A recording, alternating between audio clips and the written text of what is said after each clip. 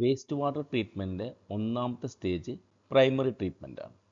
ഇവിടെ നമ്മൾ ഗ്രാവിറ്റേഷണൽ ഫോഴ്സാണ് പ്രധാനമായും പാർട്ടിക്കിൾസിനെ മാറ്റാൻ വേണ്ടി ഉപയോഗിക്കുന്നത്. ഇവിടെ വലിയ പാർട്ടിക്കിൾസാണ് വെള്ളത്തിൽ നിന്നും നമുക്ക് റിമൂവ് ചെയ്യാൻ കഴിയുന്നത്.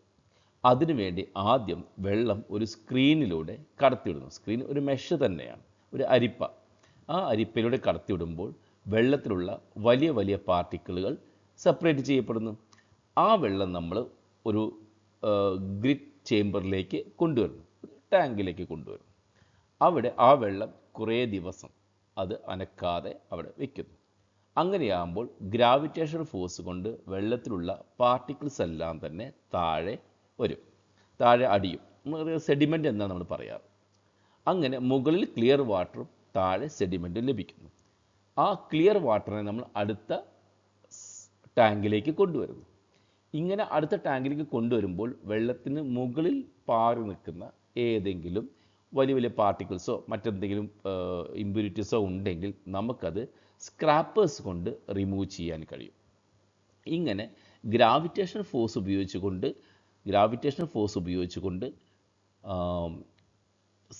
പാർട്ടിക്കിൾസിനെ വേർതിരിക്കുന്ന പ്രോസസ്സാണ് പ്രൈമറി ട്രീറ്റ്മെൻറ്റിൽ ഉൾപ്പെടുന്നത്. സെക്കൻഡറി ട്രീറ്റ്മെൻറ്റിൽ വെള്ളത്തെ ശുദ്ധീകരിക്കുന്നത് ഓക്സിഡേഷൻ പ്രോസസ്സ് വഴിയാണ്. ഓക്സിഡേഷൻ പ്രോസസ്സ് എന്ന് പറയുമ്പോൾ അവിടെ എയറോബിക് ബാക്ടീരിയയാണ് ഉപയോഗപ്പെടുത്തുന്നത്. എയറോബിക് ബാക്ടീരിയ എയറിൻ്റെ പ്രസൻസിൽ ആ വെള്ളത്തിൽ അടങ്ങിയിരിക്കുന്ന ഓർഗാനിക് മാറ്ററുകളെ ഓക്സിഡൈസ് ചെയ്ത് നമുക്ക് സെറ്റിൽ ചെയ്യാൻ പറ്റുന്ന പാർട്ടിക്കിൾസ് ആക്കി മാറ്റുന്നു. ഇതാണ് സെക്കൻഡറി ട്രീറ്റ്മെൻറ്റ് ഒന്നാമത്തെ ഭാഗം. സെക്കൻഡറി ട്രീറ്റ്മെൻറ്റിൻ്റെ അടുത്ത ഭാഗമാണ് ബയോഫിൽട്രേഷൻ. ബയോഫിൽട്രേഷനിൽ 3 മെത്തേഡുകളാണ് പൊതുവേ ഉപയോഗിക്കുന്നത്: sand filters, contact filters, trickling filters. ഇതിൽ ട്രിക്കിളിംഗ് ഫിൽറ്റേഴ്സാണ് ഏറ്റവും എഫക്റ്റീവ് ആയിട്ടുള്ളതും ഏറ്റവും കൂടുതൽ ഉപയോഗിക്കുന്നതും. എന്താണ് ട്രിക്കിളിംഗ് ഫിൽറ്റർ എന്ന് പറഞ്ഞാൽ? A trickling filter is a wastewater treatment system where wastewater trickles over a bed of media, allowing microorganisms to adhere and break down organic matter through biofilm formation.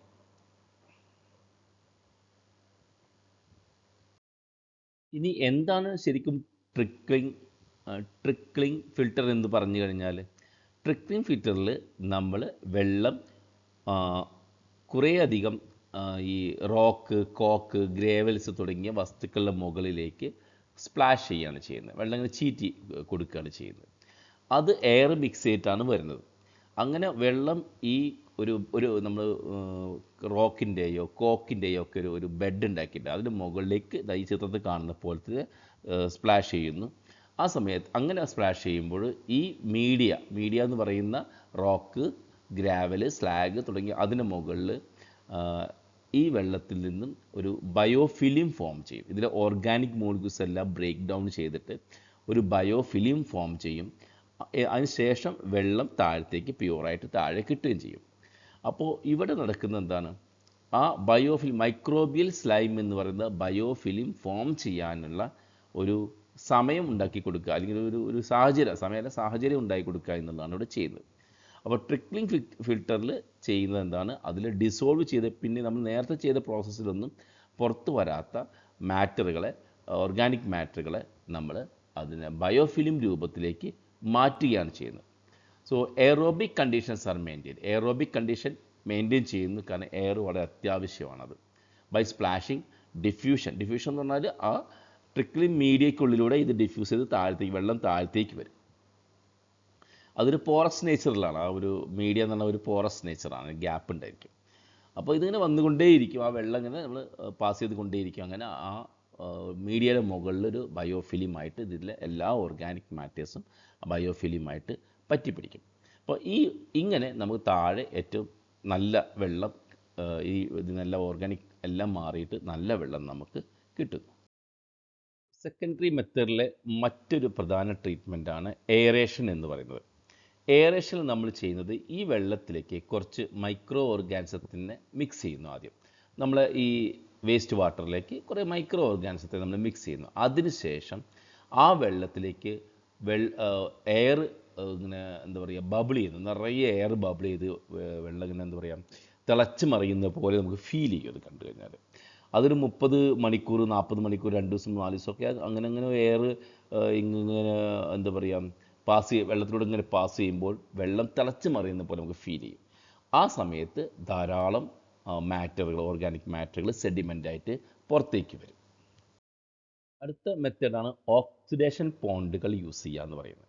സാധാരണ കിണർ തന്നെയാണ്. നമുക്കറിയാം കിണർ വെള്ളത്തിൽ അല്ലെങ്കിൽ കുളത്തിലെ വെള്ളത്തിൽ ഒക്കെ ഓക്സിജൻ കലരുന്നുണ്ട്. ആ ഓക്സിജൻ ഉപയോഗിച്ചുകൊണ്ട് അതിൽ ഡിസോൾവ് ചെയ്തിട്ടുള്ള ആൽഗകളും ബാക്ടീരിയകളും അതിലുള്ള ഡിസോൾവ്ഡ് മാറ്റേഴ്സിനെ ഒരു അൺഡിസോൾവ്ഡ് മാറ്റേഴ്സായിട്ട് മാറ്റി താഴെ സെറ്റിൽ ചെയ്യിക്കുന്നു. അപ്പോൾ അത് ഒരു ഓക്സിഡേഷൻ പ്രോസസ്സ് തന്നെയാണ്. അതിലൂടെ ഈ ഡിസോൾവ്ഡ് പാർട്ടിക്കിൾസിനെ മാറ്റുകയാണ് ചെയ്യുന്നത്. സാധാരണ ഇത് വാം പ്ലേസുകളിലാണ് യൂസ് ചെയ്യുന്നത്. വാം പ്ലേസുകളാണ് ഇത്തരം പ്രോഗ്രാമുകൾ യൂസ് ചെയ്തത്. കാരണം സൺലൈറ്റ് വളരെ അത്യാവശ്യമാണ്. പിന്നെ അത് പോണ്ടുകളിലാണ് ചെയ്യുന്നത്. Waste water is allowed to pass through this body for a period of time and is then retained for 2 to 3 weeks. അപ്പോൾ അത് എന്താ പറയുക 2-3 ആഴ്ച ആ കുളത്തിലിങ്ങനെ കെട്ടിക്കിടക്കുകയാണ് ചെയ്യുന്നത്. ആ സമയത്ത് സൂര്യപ്രകാശം ഏറ്റിട്ട് അതിൽ ഡിസോൾവ്ഡ് ഓക്സിജൻ എല്ലാം ഉപയോഗിച്ചുകൊണ്ട് ആൽഗകളും ബാക്ടീരിയകളും ഒക്കെ തന്നെ ഈ എന്താ പറയുക ഒരു കെമിക്കൽ പ്രോസസ്സുകൾ അവിടെ ചെയ്യുന്നുണ്ട്. അങ്ങനെ ഓർഗാനിക് മാറ്റേഴ്സും മറ്റ് ഡിസോൾവ്ഡ് മാറ്റേഴ്സും ഒക്കെ അവിടെ സെറ്റിലാവുകയാണ് ചെയ്യുന്നത്. മൂന്നാമത്തത് ടേർഷ്യറി ട്രീറ്റ്മെൻ്റ് ആണ്. ടേർഷ്യറി ട്രീറ്റ്മെൻറ്റിൽ അതിൽ വെള്ളത്തിൽ ഡിസോൾവ് ആയിട്ടുള്ള അയോണുകളെ റിമൂവ് ചെയ്യാൻ കഴിയും. അതുപോലെ അതിലുള്ള മൈക്രോ ഓർഗാനിസത്തിനെ നമുക്ക് കൊല്ലാനും കഴിയും. അതിൽ ഫോസ്ഫേറ്റ്, നൈട്രേറ്റ് തുടങ്ങിയ അയോണുകളാണ് പ്രധാനമായിട്ടും ഉണ്ടായിരിക്കുക. അത്തരം അയോണുകൾ നമുക്ക് ആക്ടിവേറ്റഡ് കാർബൺ, സാൻഡ് തുടങ്ങിയ അഡ്സോർബൻ്റ് വെച്ചിട്ട് നമുക്ക് പുറത്തേക്ക് എടുക്കാൻ പറ്റും. അതിനുശേഷം ബാക്കി വരുന്ന ആ വെള്ളത്തിൽ എന്തുണ്ടായിരിക്കും? മൈക്രോ ഓർഗാനിസംസ് ഉണ്ടായിരിക്കും. ഈ മൈക്രോ ഓർഗാനിസം കൊല്ലം നമുക്ക് എന്താ ചെയ്യേണ്ടുള്ളൂ? UV ട്രീറ്റ്മെൻറ്റ് അല്ലെങ്കിൽ നമ്മുടെ ക്ലോറിനേഷൻ അങ്ങനെയുള്ള പിന്നെ വസ്തുക്കൾ ഉപയോഗിച്ചുകൊണ്ട് നമുക്ക് വെള്ളത്തെ ക്ലീൻ ചെയ്തെടുക്കാം. KMNO4 ഒക്കെ വെച്ച് ക്ലീൻ ചെയ്തെടുക്കാറില്ല. അതുപോലെ നമ്മുടെ KMNO4 പിന്നെ നമ്മുടെ ബ്ലീച്ചിങ് പൗഡർ അങ്ങനെയുള്ള വസ്തുക്കൾ ഉപയോഗിച്ചുകൊണ്ട് ക്ലീൻ ചെയ്തെടുക്കാൻ പറ്റും. അതുപോലെ തന്നെ ഇതിൽ എക്സസ് സാൾട്ടുകളൊക്കെ ഉണ്ടെങ്കിൽ പിന്നെ നമുക്ക് റിവേഴ്സ് ഓസ്മോസിസ് വഴി അത് വെള്ളം ക്ലീൻ ചെയ്തെടുക്കാൻ കഴിയും. ഈ ചിത്രം കണ്ടില്ലേ? ഇത് ടേർഷ്യറി ട്രീറ്റ്മെൻറ്റിൻ്റെ ചിത്രമാണ്. ഇതിൽ നമ്മൾ ചെയ്യുന്നത് നോക്കൂ, ഡിസിൻഫെക്റ്റൻസ് യൂസ് ചെയ്തുകൊണ്ടാണ് ചെയ്യുന്നത്. ക്ലോറിനേഷനും കാര്യങ്ങളൊക്കെ ചെയ്യുന്നുണ്ട്. അതുപോലെ തന്നെ സാൻഡ്, ഗ്രാവൽസ് ഒക്കെ ഉപയോഗിച്ചുകൊണ്ട് അഡ്സോർഷൻ എന്ന പ്രോസസ്സ് ചെയ്യുന്നുണ്ട്. അപ്പോൾ അത് ഡിസോൾവ് ആയ വസ്തുക്കളെ നമുക്ക് മറ്റ് ഫിൽട്രേഷൻ നടക്കില്ല. അതുകൊണ്ട് തന്നെ അഡ്സോർഷൻ പോലെയുള്ള കെമിക്കൽ പ്രോസസ്സുകൾ ചെയ്തുകൊണ്ടാണ് നമ്മൾ എന്ത് ചെയ്യുന്നത്?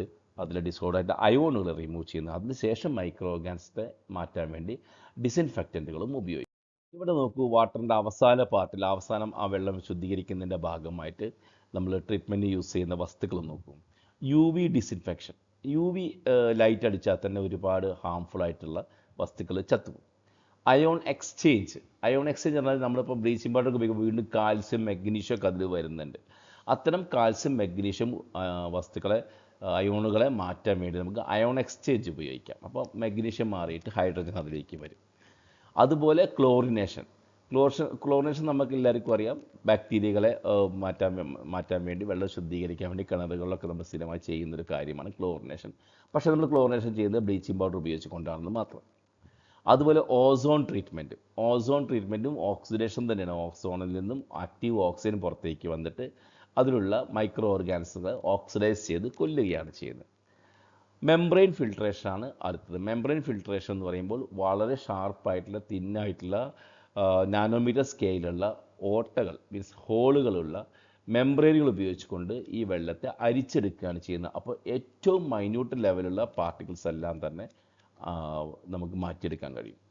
അതുപോലെ ആക്ടിവേറ്റഡ് കാർബൺ അഡ്സോർഷൻ. ഇത് ഞാൻ പറഞ്ഞതെന്ന് വെച്ചാൽ അതിൽ അയോണുകൾ മാറ്റാൻ വേണ്ടി, മറ്റെന്തെങ്കിലും അയോണുകൾ മാറ്റാൻ വേണ്ടി നമുക്ക് ആക്ടിവേറ്റഡ് കാർബൺ യൂസ് ചെയ്യാൻ പറ്റും.